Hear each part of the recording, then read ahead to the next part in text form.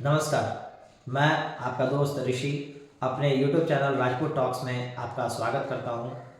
आज मैं आपके बीच बहुत दिनों बाद आया हूं और बहुत सारी चीज़ें थी जिसके कारण मैं वीडियो नहीं बना पा रहा था। बहुत सारा काम था, बहुत ज़्यादा वर्क प्रेशर के कारण मैं वीडियो नहीं बना पा रहा था।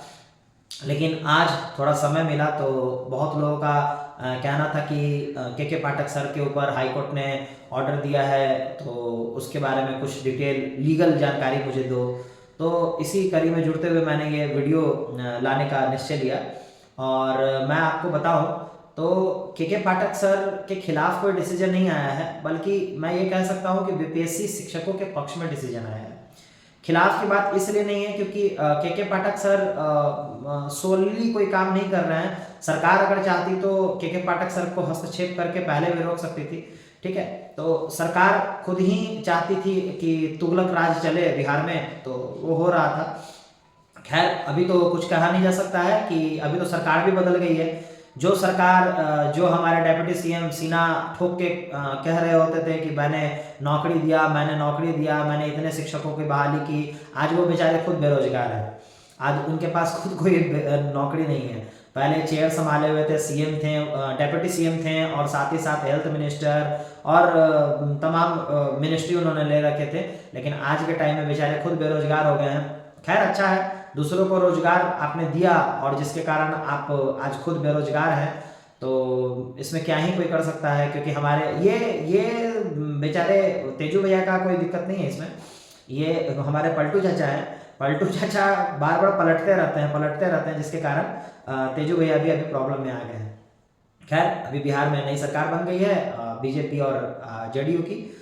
खैर, मुझे सरकार के बारे में ज़्यादा कुछ बात नहीं करना है। मैं आपके बीच आया हूँ आज के पाठक सर के लिए जो जजमेंट आया है पटना हाईकोर्ट से। ऑनरेबल पटना हाईकोर्ट ने जो जजमेंट दिया है उसके बारे में मैं आपसे बात करने आया हूँ। मैं आपको बता दूँ कि ये जो मैटर था कोर्ट के अंदर, ये एक रिट था, जिस रिट की कॉपी भी मैं आपको मुहैया करा दूंगा। मेरे डिस्क्रिप्शन में आप चाहिएगा तो मैं लिंक और साथ ही साथ पीडीएफ भी डाल दूंगा। पीडीएफ का लिंक मैं आपको डाल दूंगा, आप एक बार चेक कर लीजिएगा और वहाँ से आप डाउनलोड कर सकते हैं। ये बबीता कुमारी ने इसमें पिटिशनर थी, बबीता कुमारी पिटिशनर थी, और इन्होंने एक रिट फाइल किया था। और इसका रिट का मैं आपको नंबर वगैरह सब कुछ बता दूंगा। आप देख सकते हैं, स्क्रीन पे अभी दिख रहा होगा। ये रिट उन्होंने इसलिए डाला क्योंकि के पाठक सर ने उनका ज्वाइनिंग को रद्द कर दिया था। और ज्वाइनिंग को रद्द इसलिए किया था क्योंकि जो बबीता कुमारी जी थी, इन्होंने एक एसोसिएशन फॉर्म किया था, और इस एसोसिएशन में उन्होंने मिडिल एंड हाई स्कूल सभी के शिक्षकों के लिए एक एसोसिएशन फॉर्म किया था, और बजाबते उन्होंने उसके लिए लेटर पैड, स्टैम्प्स सब कुछ बनवा लिए थे, ठीक है। तो मतलब कह सकते हैं काइंड ऑफ वो प्री प्लान्ड थी कि मुझे ये करना है, और शायद उनको शिक्षकों का नेता बनना था, वो पहले ही सही प्लान कर रखी थी। इसमें कोई बुराई नहीं है, क्योंकि मैंने अपने ही वीडियो में बताया भी है। अगर आपने वो वीडियो नहीं देखा है तो मैं उसका भी लिंक डिस्क्रिप्शन में दे दूंगा, आप देख सकते हैं। मैंने उसमें बताया है कि किस तरह से के पाठक सर ने संविधान का वायलेशन किया है। मैं ये मानता हूं कि आप एक अच्छे पद पे हो और आप इतने कड़े एग्जाम यूपीएससी को फेस करके आप लोग आईएएस ऑफिसर बनते हो, तो आई थिंक उसमें आप लोग ने संविधान जरूर पढ़ा होगा, और संविधान को आप लोग किस तरह से नजरअंदाज करते हो ये मुझे समझ में नहीं आता। लेकिन खैर, उन्होंने उसमें क्लियरली बताया था अपने वीडियो में कि के पाठक सर ने एसोसिएशन नहीं बनाने को जो कहा है वो आर्टिकल 19(1)(c) का वायलेशन है। और यही सेम चीज हमारे ऑनरेबल पटना हाईकोर्ट ने भी कहा कि आर्टिकल 19(1)(c) के अकॉर्डिंग हर किसी को एसोसिएशन बनाने का अधिकार है, और ये अधिकार, ये बुनियादी अधिकार सरकार उनसे नहीं छीन सकती। तो सरकार के ही एक अधिकारी हैं के पाठक सर, तो उनको भी ये राइट नहीं बनता है कि वो किसी से भी ये हक छीने। खैर, मेन मुद्दा यही था कि नियुक्ति के बाद उन्होंने एक एसोसिएशन बनाया, और एसोसिएशन बनाने के कारण उनको उनके जॉब से ही निकाल दिया गया। और जबकि जिस दिन उनके साथ ऐसा हुआ, जिस दिन बबीता कुमारी को शोकॉज किया गया, उनसे कारण पूछा गया कि उन्होंने ये एसोसिएशन क्यों बनाया है, उसके अगले दिन मीन्स 24 घंटे के अंदर ही उन्होंने रिप्लाई शोकॉज में भी किया कि ये उनका मौलिक अधिकार है और वो इसको कर सकती हैं। लेकिन फिर भी शोकॉज के बाद भी हमारे के पाठक सर, आप जानते हो तुगलकी फरमान से जाने जाते हैं, उन्होंने एक ना सुनी और उनको डिसमिस कर दिया, जो कि काफ़ी बुरा था।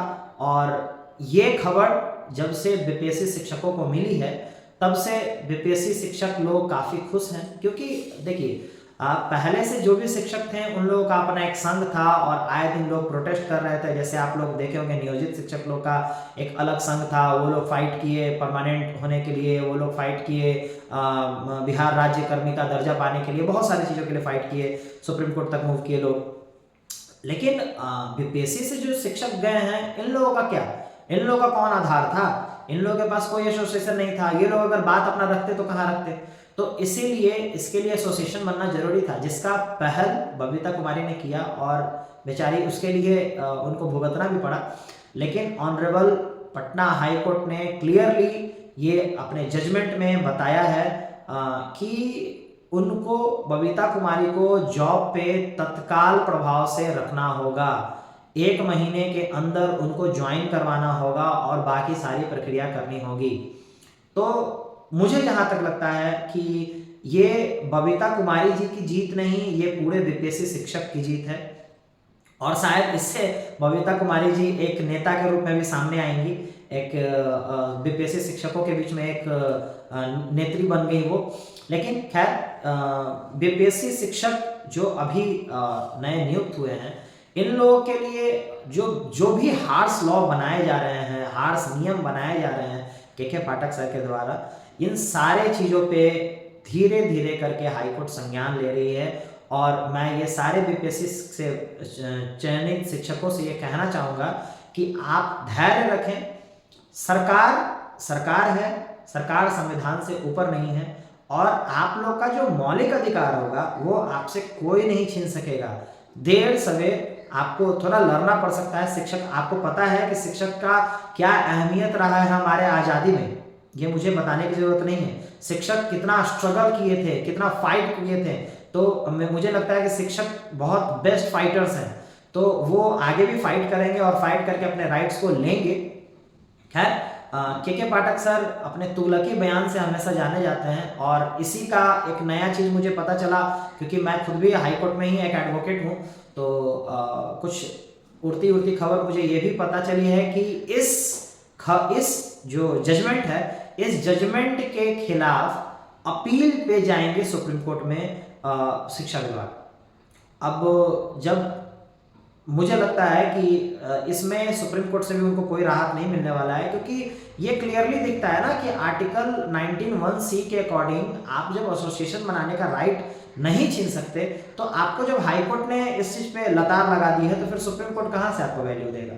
सुप्रीम कोर्ट भी आपको वही जजमेंट सुनाने वाले हैं जो यहाँ माननीय उच्च न्यायालय ने सुनाया है।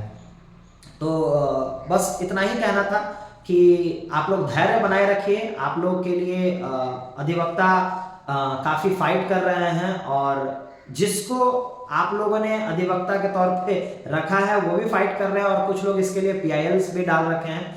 ठीक है, काफ़ी, क्योंकि बीपीएससी शिक्षक जो अभी बहाल हुए हैं ये काफ़ी भारी मात्रा में है, 2 लाख से ऊपर शिक्षक बहाल हुए हैं, और इन लोगों का जीवन का फैसला सरकार बस मज़े में नहीं कर सकता कि कुछ तुगलकी बयान देके, कुछ तुगलकी सोच रख के ये करना बिल्कुल भी कहीं से भी वाजिब नहीं होगा।